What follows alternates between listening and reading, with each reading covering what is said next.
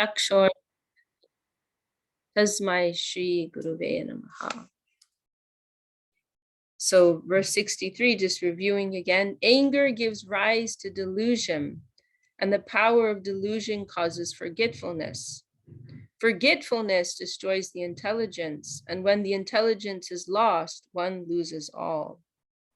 But the integrated person who can control his mind at will, and who, free from attraction and repulsion, accepts his worldly necessities through his controlled senses, attains tranquility. So this is what we want. Then what's the key word here? Integrated. No, this is a very helpful verse. We want our spirituality to be integrated.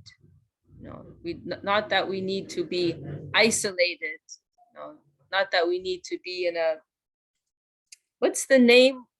Maybe Jayadev knows the name. That there's these, I can't remember the name of it, but there are these like tanks you enter into, and where like your whole sense experience is cut off. It's like dark sensory and deprivation. Sensory deprivation tank or sense depth. Floating pods these days. Sorry, what did you say, Gangalila? They're just called floating, the floating pods, because they're everywhere now. Yeah. Oh, really? Technical name sensory depth, but then now they call it a float. I'm gonna go float or whatever. Thanks, Joe Rogan. Oh, okay. Yeah, once I hadn't heard of these things, and a few years ago I was giving one talk in Florida, and there was somebody there who, welcome to Lynn, great to have you with us. There was this gentleman there who he subscribed to the impersonal view on the nature of the absolute, and so I was speaking something about the personal, nature of Krishna, and he challenged me, and he told me that, he said, I've experienced God before in a sensory deprivation tank.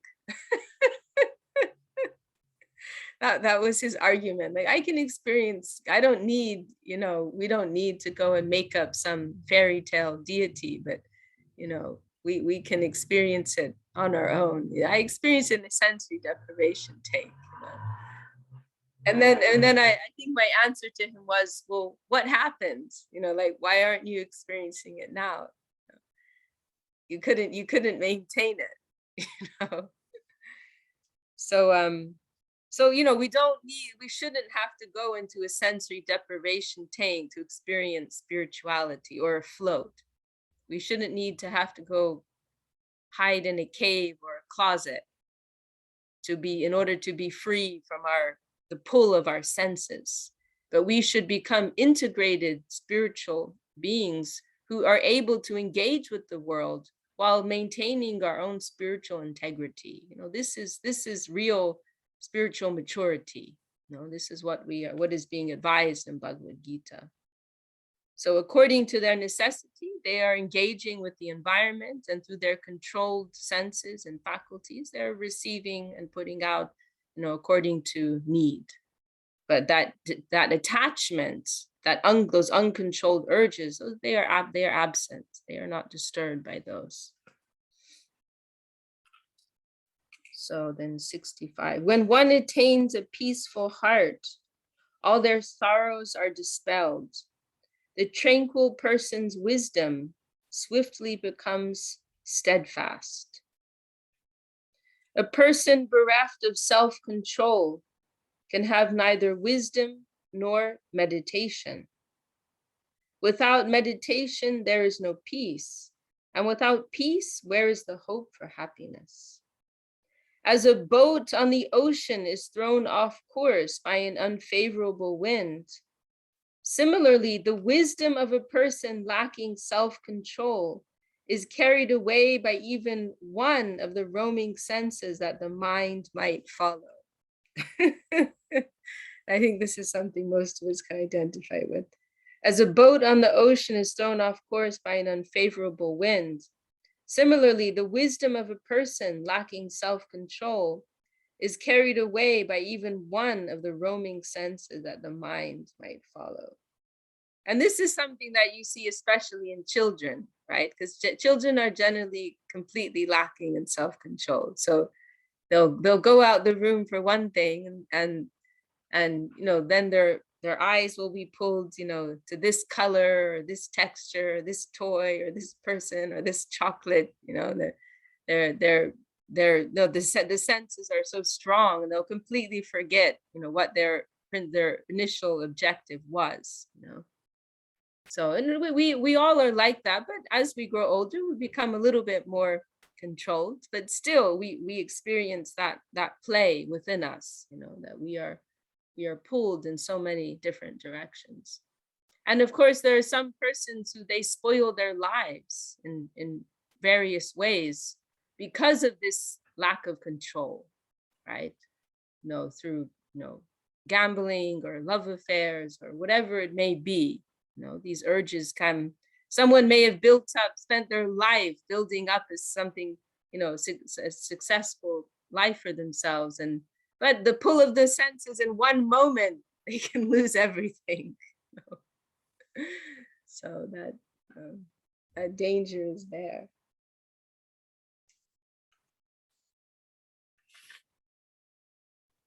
Therefore, O subduer of the enemy, one whose senses are fully withdrawn from their objects, is a person of firmly established wisdom. One whose senses are fully withdrawn from their objects is a person of firmly established wisdom. Welcome, Obak is connecting to audio. Oh, and now there's this very famous verse. This is 69. I'm going to chant the Sanskrit to this again. This is a very famous verse, which is quoted often by our gurus. Welcome, Bhakta Jim. So, Yanisha Sarvabhutanam Tasyam Jagarti Samyami Yasyam Jagrati Bhutani Sanisha Pashyato Mune. That which is day for the self-controlled sage is night for all beings.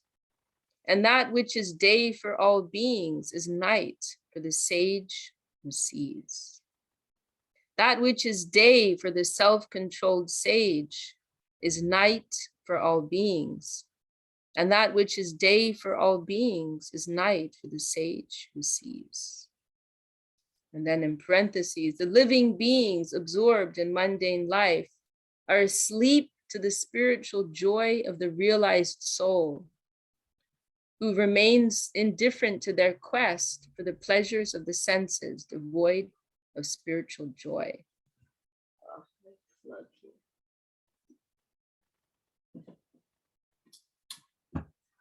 So, yeah, this is a very profound meditation, this verse.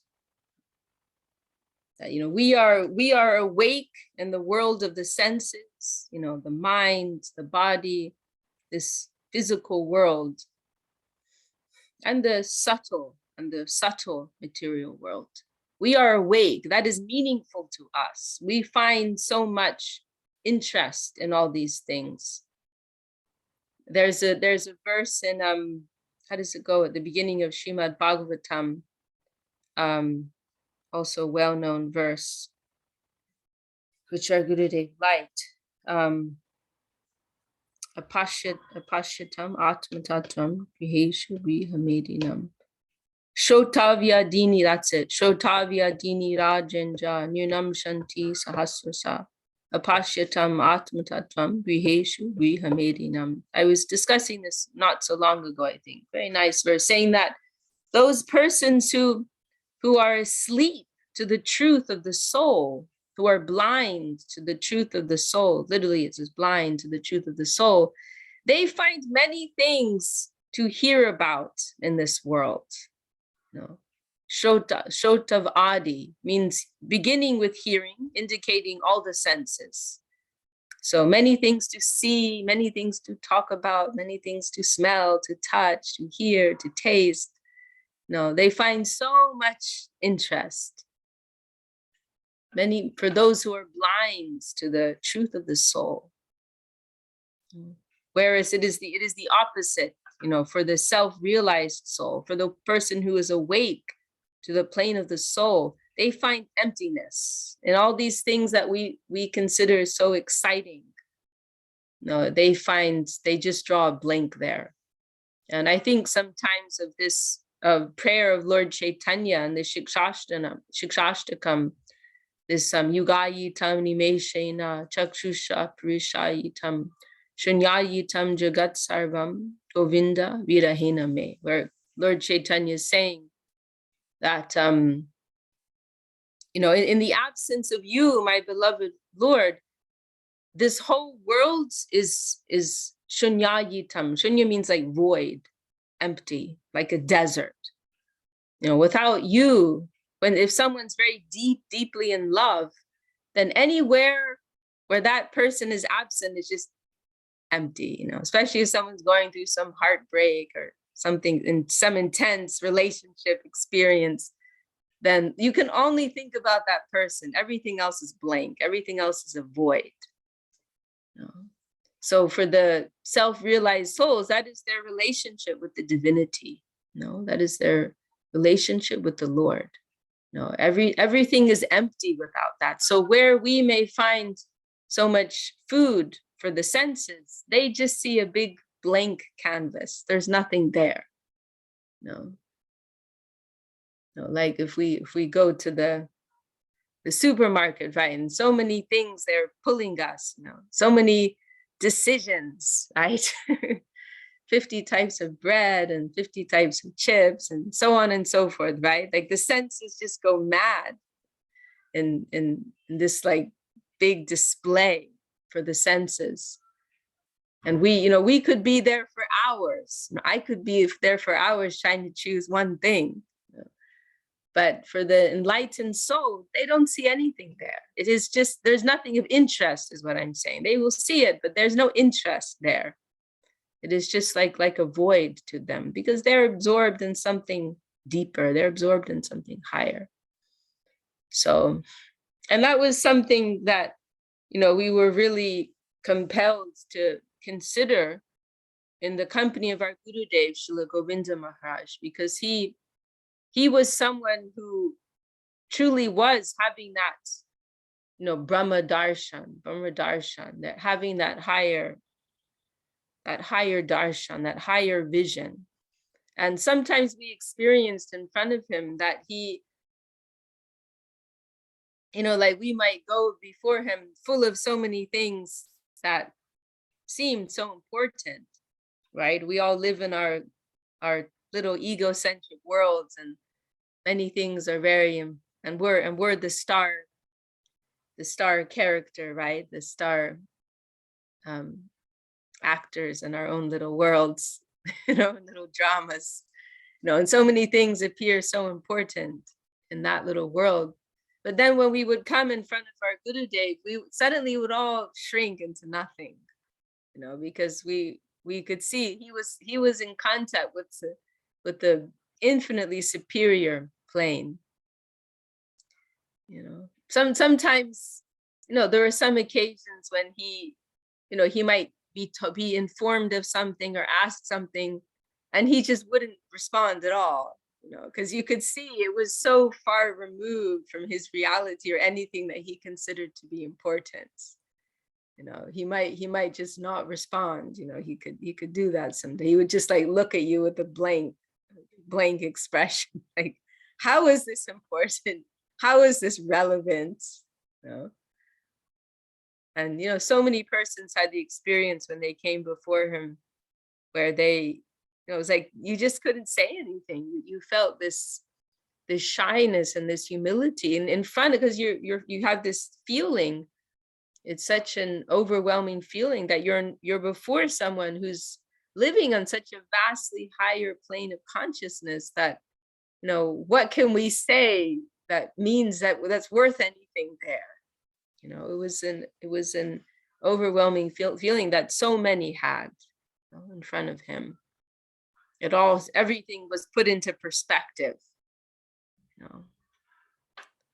So what we're reading in this book, that the enlightened soul, they are asleep to our quest of the senses, asleep to this lower world and awake in that higher plane, that we tangibly experience that in the company of our Gurudev, Srila Govinda Maharaj. So that was very, very impressive, something that leaves a great impression upon you. That it's, this isn't just some flower, some pie in the sky, but there is such a way of being, there is a plane of consciousness where such a thing is possible. And we saw that in our Gurudev. So it is something to remember, that gives some perspective in all our little daily struggles and battles. And, when we square them up with the higher reality, they suddenly become rather insignificant.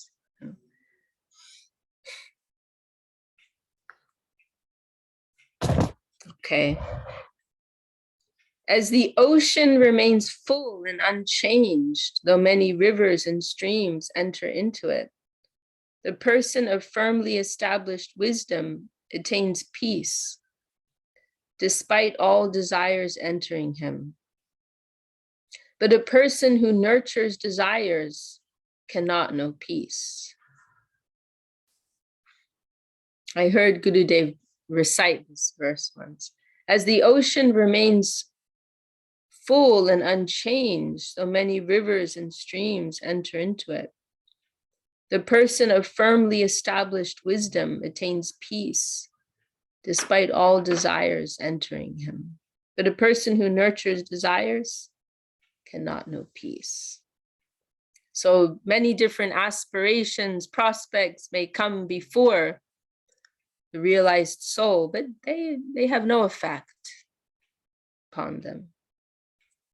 One of the, guru, the word guru, literally it means heavy. And you still, at least in Bengal, you hear people using that like in a colloquial way sometimes in that context. It means heavy. So the idea is that guru is someone who is fixed in the truth, that they cannot be swayed by the various insignificant prospects of the material plane. And whereas we, the conditioned souls of this world, we are described sometimes as lagu, means light. We are flickering. Our tendency is to be very flickering, right? That like a feather floating in the winds. The breeze takes you, the breeze is going this way and you go this way. Then the current goes that way and then you go that way, Oh, this is like, again, the shopping example. You go to the market and, oh, this looks nice. Oh, this also looks, oh, look, what about this over here? Look at the shiny colors. And, we go whichever way the wind blows, And this also happens in spirituality, right? We make our own pick and mix version of spirituality. This is a little bit of this, a little bit of that, and then the next day we may not be interested at all. But guru is heavy. Guru is fixed. In German, I'm sorry to interrupt, but I have to share. In German, it's like you call it like the characteristics they call flag in the wind type of people.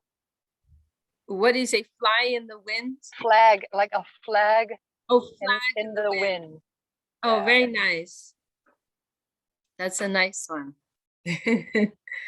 Flag in the wind, exactly. Going whichever way the wind blows, That is our nature. But guru cannot be swayed.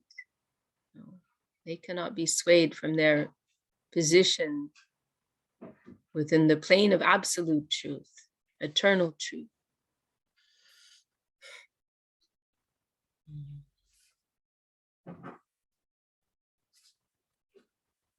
Okay, we'll continue. Oh, right at the end here. Only a person who lives his life abandoning all desires, hankering, ego, and possessiveness can know real peace. O Partha, this is realization of the absolute, attaining which a person is freed from the delusion of mundane existence. Even at the time of death, only a momentary attainment of this state leads one to the divine abode. So I moved on a little too quickly, going back to the verse 71. Only a person who lives their life abandoning all desires, hankering, ego, and possessiveness can know real peace. So normally our thinking is, if we can fulfill a desire, then we will know peace, right? That's normally how we think in this world. And we endeavor, to great lengths in order to fulfill various desires. And on the thinking that we'll get happiness, right? If we can get this, then we'll be fulfilled, then we'll be happy, then we will have peace. A welcome to Chaitanya Daya, who's just joined us. But here we're being told that it's just the opposite. If we can give those up in the first place, then we will know peace. Then we will find inner fulfillment, inner satisfaction. It's very, very nice to talk about these things. If only we could live them.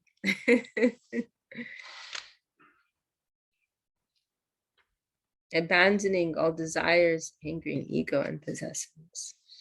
This is realization of the absolute, attaining which a person is freed from the delusion of mundane existence. Even at the time of death, only a momentary attainment of this state leads one to the divine abode. End of chapter 2, the constitution of the soul, from the conversation of Sri Krishna and Arjuna in Srimad Bhagavad Gita Upanishad, the yoga scripture of transcendental knowledge in Bhishma Parva of Sri Mahabharata, the holy scripture revealed by Srila Vyasadeva in 100,000 verses. So we have completed chapter 2 of Bhagavad Gita. Does anyone want to share any reflections on our reading today or our reading over these last few weeks? Now we've reached a milestone in our reading and study of Bhagavad Gita. And this chapter 2, I think I did mention it when we were starting out, but again, as we're completing it, we can remember again that this chapter 2, it's quite significant. It's perhaps the longest chapter, 72 verses. And it's described sometimes as, Bhaktivinoda Thakur refers to it as a sutra of Bhagavad Gita, in the sense that all of the principal themes of Bhagavad Gita are represented in this chapter in a way that they aren't in any other place in Gita, in a concise form. And in Swami Maharaj Prabhupada's Bhagavad Gita, as it is, he gives that title, Contents of the Gita Summarized. That is his name for this chapter. So it's a very helpful chapter in that sense. It's a summary of whole of Bhagavad Gita, in a sense, where principles of karma, jnana, and bhakti, action, cultivation of knowledge, and devotion, they are all discussed in a concise way. As well as, and also another important element of this chapter is the foundational teaching of the nature of the soul. That's kind of like the bedrock on which everything else in Gita is built upon. Because none of this makes sense unless you first accept that. That's like the premise, right? The premise of this whole discussion, the premise of our spiritual practice is that we are not this body, but we are Atma, we are soul, we are eternal beings. And then this all becomes relevant. So that's firmly established at the beginning of chapter 2. And those verses at the beginning of chapter 2, they're so helpful and in making that point very clear. And there are a number of verses there which are quoted often by our gurus. And our Gurudev, he would sometimes recommend, persons who were facing death, to chant these verses, to read these verses. They are a very clear reminder, that these bodies come and go, they are temporary, but we must stand firm in the plane of spirit, in the plane of eternal truth. We are Atma, we are not this body. We must remind ourselves, remember that, and act upon that. And this is also the beginning, the real beginning of Bhagavad Gita, chapter 2, where Krishna begins his instruction to Arjuna. So it's a very significant chapter. And now we're coming to chapter 3, which is titled Karma Yoga, the path of action here. So going deeper into principles of Karma Yoga, or selfless, the yoga of selfless action. Anyone have any shares, anything at all related to Bhagavad Gita at this juncture?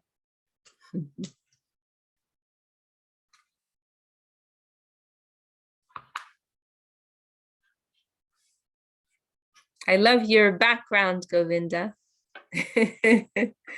Nice to be reminded of our beautiful Navadip mat.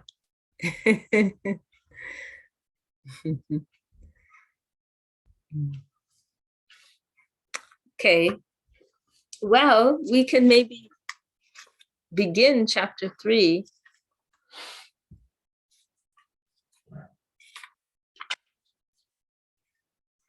Okay. I'd like to So- hear a reflection from Jayadeva Prabhu, if possible, as our host. Looks like he has something to say. Really? Let's see. The only thing that was coming up for me was I was kind of curious, like the underlying structure of how that summary verse, you kind of went into it, so it was cool, but I was wondering if there was like a breakdown of the chapters of the Gita and like just how it kind of had everything encapsulated in that verse. So I was, and then you ended up actually kind of answering it by going a little more into the detail on it, establishing the ontology, the nature of the soul, and then the 3 levels of realization, Gyan and all that, karma, Gyan, and bhakti. So, but yeah, I've heard that said a bunch lately. So I was just curious about more details, I guess. Like, is the universal form in there? That whole, Vishva Rupa Darshan, is that in there? Is, the qualities. And so I'm going to go over it again, knowing that, and kind of see if I can find that structure too, So that's all, the only reflection or question or whatever you want to say that was coming up. Wait, I missed the first part of that. You were saying in regards to the point that chapter 2 is a summary of the whole of Bhagavad Gita. Yeah, my only question or reflection, I don't really have anything coming up, but that was the only thing I could say, is I was trying to, I was going to go look online. Maybe they had like a verse by verse, like kind of breakdown of how it does that or something, because I've heard it so much. So there must be someone kind of went into detail on that. That's all. I mean, we do have the commentaries of Vishwanath Chakravarti Thakur and Baladev Vijayabhushan. Those 2 in particular are very helpful to us.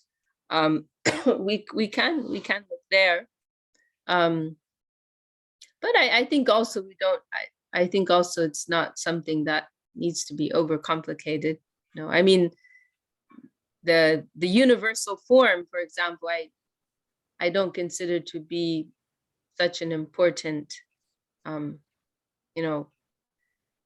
this, representation in Bhagavad Gita. It's more of an outer matter, not an inner matter.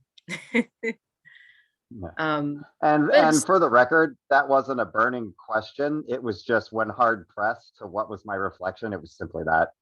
Okay. Like Sure. it wasn't actually something I would even ask, but Chintamani wanted me to express something. So that's all that was going on, was that. Like a very minor thing, but I had to give you something. That's my reflection. That's Right. it. It's like I wouldn't even mention it in this meeting because I would just move on to more important matters. Sure.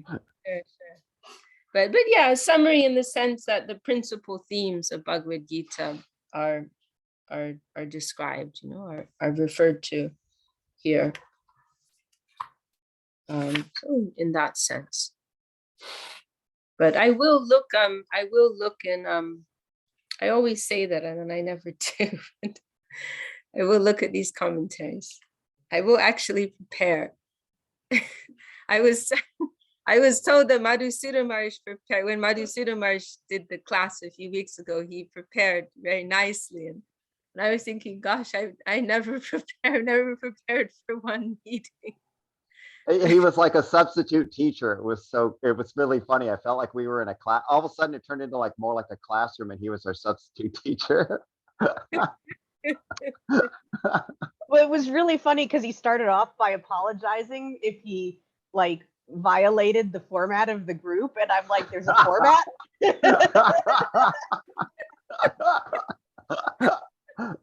No, you do it perfectly, Vishaka. It's always a revelation for me. So whatever you're doing works great for me, my soul. I'll tell you that much.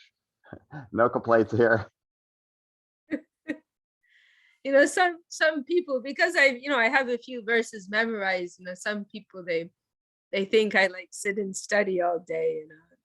It's like, I wish, you know, like, I'm just trying to survive, you know, just trying to make it on time, trying to show up, you know, trying to brush my teeth in the morning. Like literally. So I want to be more together. If the Lord allows me, then Well, you travel a lot. That's something. I'm going to make it as a goal for next week to prepare a little. I want to look at these commentaries. You know, it's a fine line though, because I also feel a little cautious about doing that, because, you know, if you go too far down that side, then it can become less fresh, you know, can become more of a studious thing, you know, rather than something inspired and something descending. So like my battery, I'm having trouble here with the plug. But my mother, she really takes it to an extreme, and she told me that she doesn't even like to look at the calendar. Like we have our Vaishnava calendar, you know, that tells us the dates.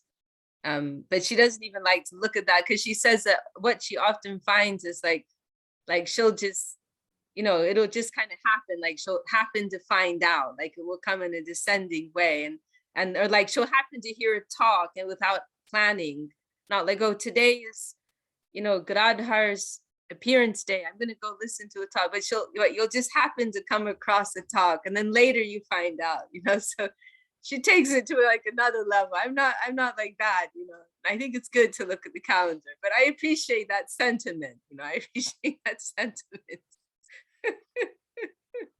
So it can be difficult to find the right balance, you know, between. If you're on enough WhatsApp groups, then you always know what's happening.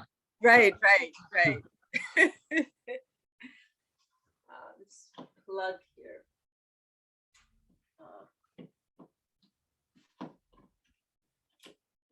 I need to get a new converter plug. I think I'm gonna have to sign in on my phone. But you need to charge. Do you want iPhone charger? No, it's not an iPhone. It's a laptop, but this has to be right at the precise angle to charge. You don't have a universal. Do you have an American converter? No. Yeah, I can push this against it. No. Okay, I'm gonna have to. Soon enough. You got it there? Yeah. Okay, we're plugged in. Okay, great. No, don't touch it. Don't touch it. I just touched it tiny bit. Okay. Did anyone else want to say something? Marie, was there something you wanted to say? Oh, I like what you said here. You never want to prepare so much. You miss the opportunity for necessary revelation. Beautiful, very nice. Okay. But I'm going to make it my challenge for next week, though. Of course, for me, part of that is preparing enough that I'm not freaked out and too nervous to notice the opportunity. Like the balance is tricky. Yeah. Yeah, the fine balance. Okay, well, let's hear something of chapter 3. We're beginning chapter 3 of Bhagavad Gita. This is a moment.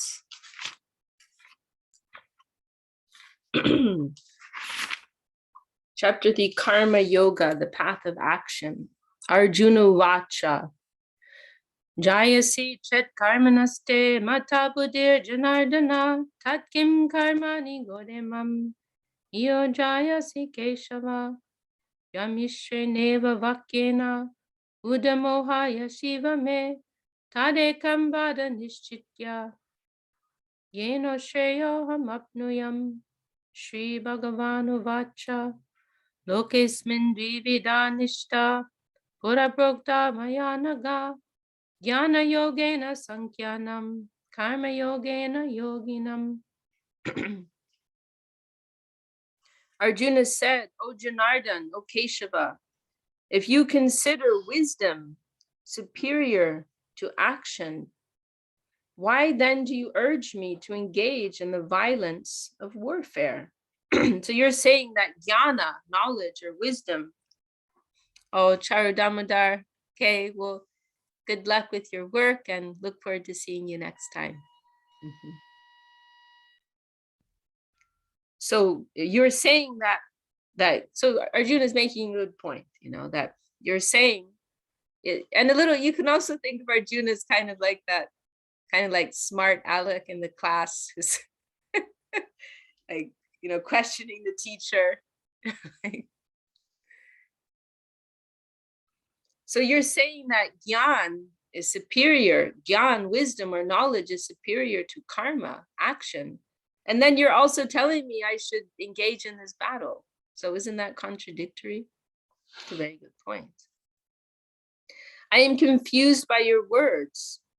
They appear to be ambiguous, sometimes supporting action and sometimes supporting wisdom.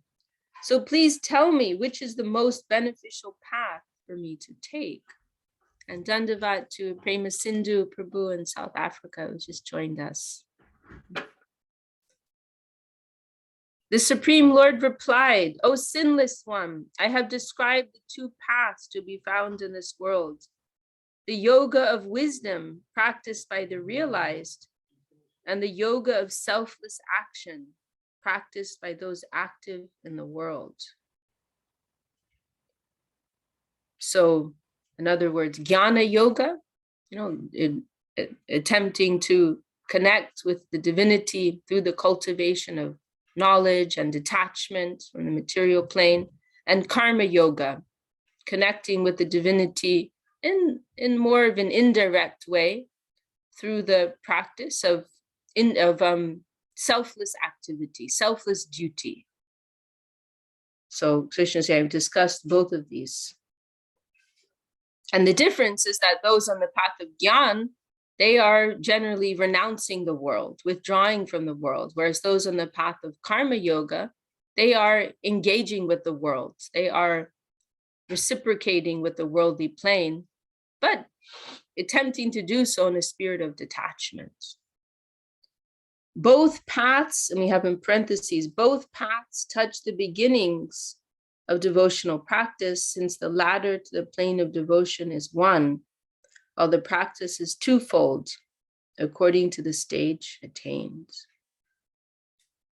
Na karmanam anaramban naishkarmyam purusho snute, nacha sanyasana deva siddham samadhi gacchati, nahi kaschit pranamapi jatu tishtat karma krit, karyate hyavasha karma sarva prakriti jergunai.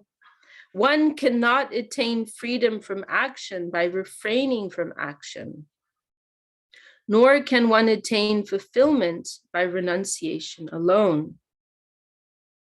No one can refrain from activity for even a moment. Everyone is impelled to act by the modes of material nature.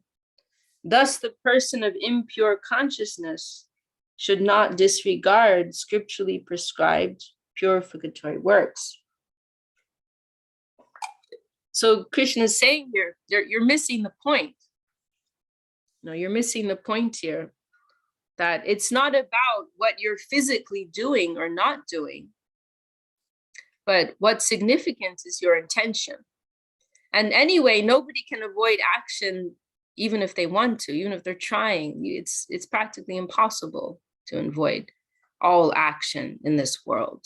No, we need to eat. No, we need to breathe. We need to go to the bathroom. No, we need to do all of these things. We can't avoid those things.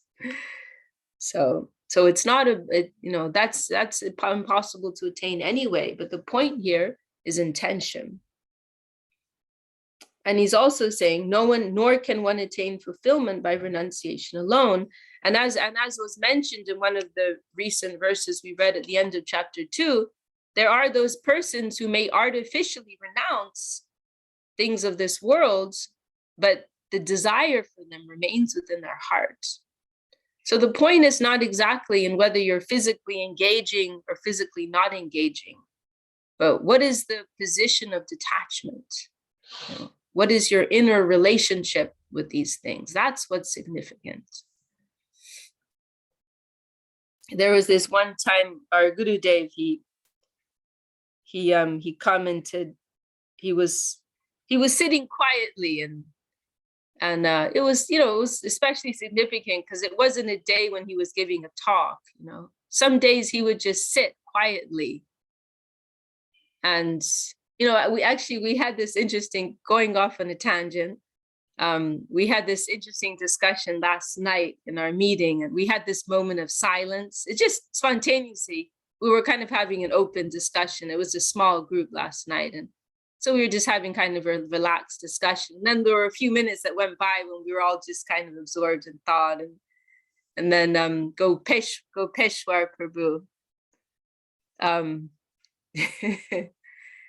Go Peshwar Prabhu, he Mendel, thanks for sharing Chaitanya Diet. We all go through those fanatic phases,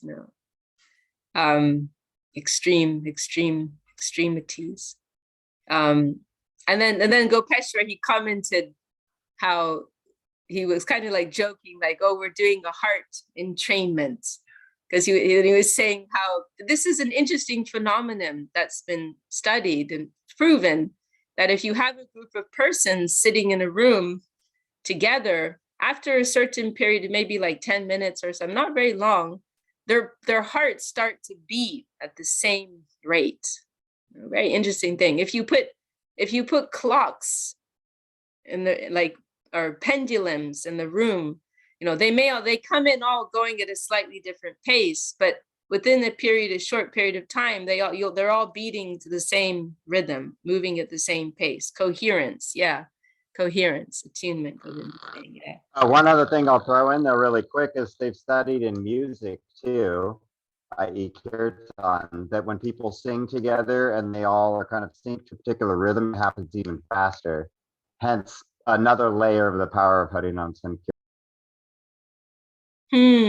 You just muted yourself, but yeah, there was I was done, yeah. Okay, yeah, there was a lady here, she leads a drumming circle, and she also mentioned that in drumming, that like what you said.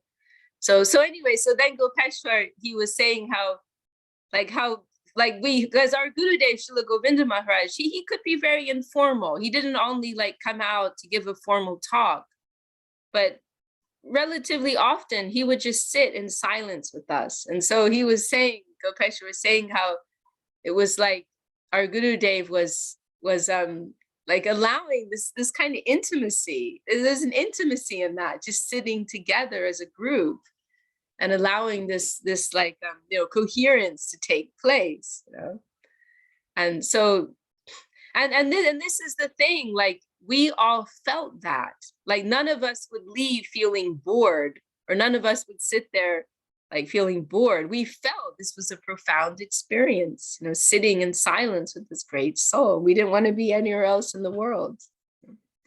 But there was this one time when going back to the point, there was this one time when he was sitting quietly, and actually he was watching something on some news or something, which kind of added another interesting layer to his comment. He was watching something on the television, and then he suddenly turned it off. And then he looked around at everyone and he said, all the rishis, all the sages, they say that spiritual life is shukma. And he was looking for the English word. And then Goswami Maharaj supplied the word subtle. You know, he was saying all the sages, they say that spiritual life is subtle. You know, and then he looked around at everyone, and then he turned the television back on.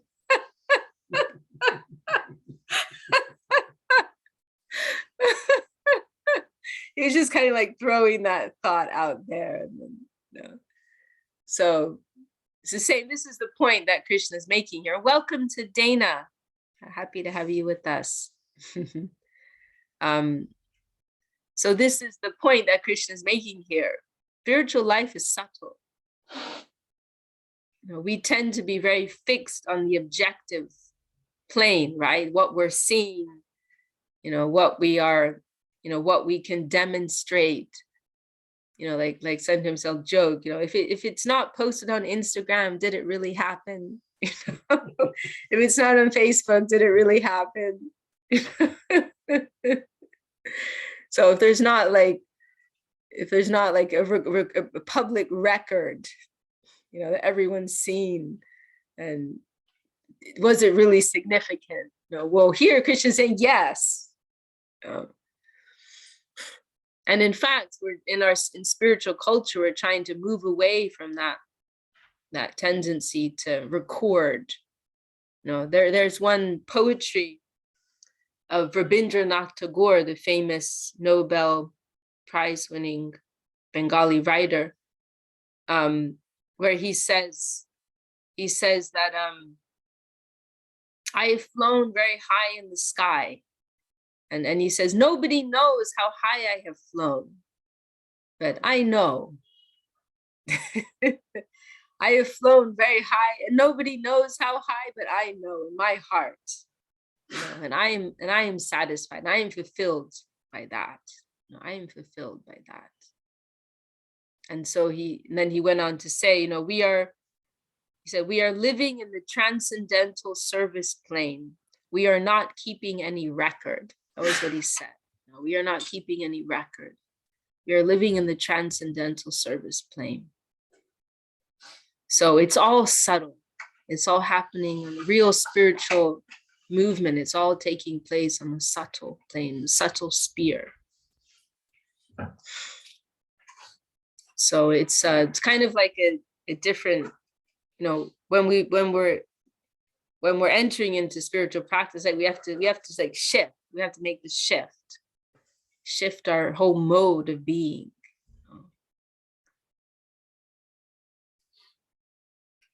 So, oh, now we're kind of running out of time.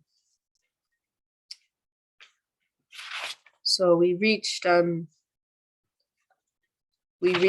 verse number 5. So nice, so nice.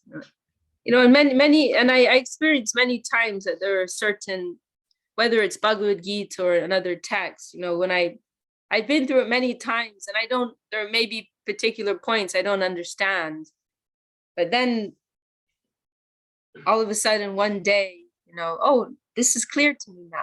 You know, actually, now I'm reading these verses and they're making more sense to me. I always found this verse 3 a little puzzling, but now now the meaning is coming through. So by the grace of Sri Guru and Sri Gita. So very happy to go through this with all of you.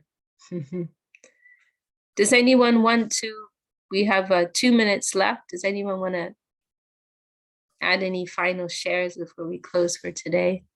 It's such a joy. I'm so grateful for this opportunity to, otherwise, you know, I might not read Bhagavad Gita. So I'm happily forced to read Bhagavad Gita by your association.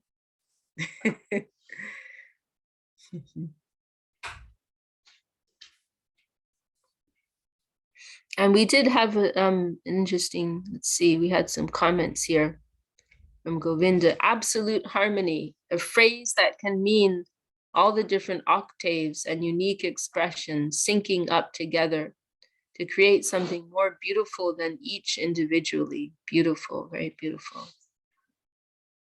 Very nice.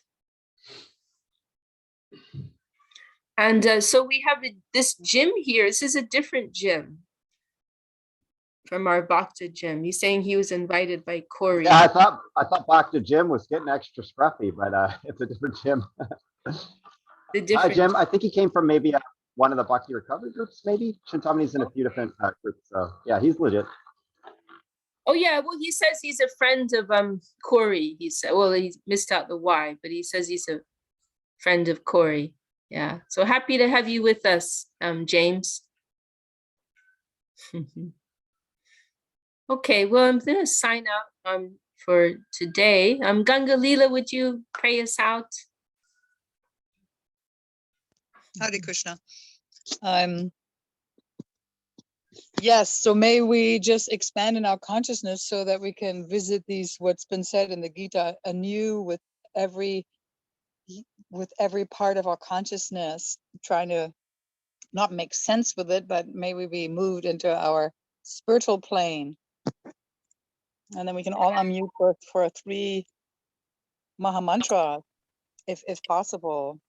Hare Krishna, Krishna Krishna, Hare Hare, Hare Rama, Rama Rama, Hare Hare, Hare Krishna, Krishna Krishna, Hare Hare, Hare Rama, Rama Rama, Hare Hare, Hare Krishna, Krishna Krishna, Hare Hare, Hare Rama, Rama Rama, Hare Hare. Wait, I just see Gopeshwar Prabhu, is that you? No. Gopeshwar Prabhu, won't you say something to our group? Gopeshwar Prabhu. Oh, were you here when I was quoting? Did you hear me? I hope I didn't get it wrong, what you said. He was sitting outside. So Gopeshwar Prabhu, he's very senior Vaishnava. He's a disciple of Srila Bhaktivedanta Swami Maharaj Prabhupada, serving many, many years in our mission, came to Srila Sridhar Maharaj in the early 80s, and he's been leading this group. And he grew from nothing. He began this group in Limerick, and now there's quite a strong Sangha here. It's like been 10 years. Very qualified Vaishnava. We're very blessed to have his association. This is our Thursday Bhagavad Gita meeting. Yes. Would you share I a few, was listening. few It was words? very nice. I was listening. It was very nice. Yes. Yes. You want to share a few words on Bhagavad Gita? You mentioned about how the spiritual life was a subtle thing, and it's the truth in the matter is that our spiritual life is happening in our inner world, in the world of our mind, the world of our intelligence, the world of our sense of self, our ego, and our body moves according to our spirit. So our body moves according to our mental activity, our intellectual activity. But all of it begins from the sense of self. So that is why Srila Prabhupada, first thing he was always teaching, you're not this body, you're spirit, soul. The sense of self will direct all the other faculties of our body. Our sense of self directs our mind and our intelligence. So, for instance, I was staying near a student's quarter, university quarter of town, and there was a mixture of all kinds of students there. They were like medical students and engineers and physical development and all this kind of things. And so in the first couple of years of their study, they'd all be getting drunk and falling down and sleeping the night off on the front lawns in front of their houses. And it was just all going on like that. But then as they advanced a bit in their studies, and their sense of self began to form. So for instance, like a medical student, in his beginning years as medical student, he'll drive his mom's old banger. He'll eat pizza and drink beer with the lads. He'll get drunk and he'll throw up and he'll do all those things. But when he graduates and he says, wait, I'm a doctor.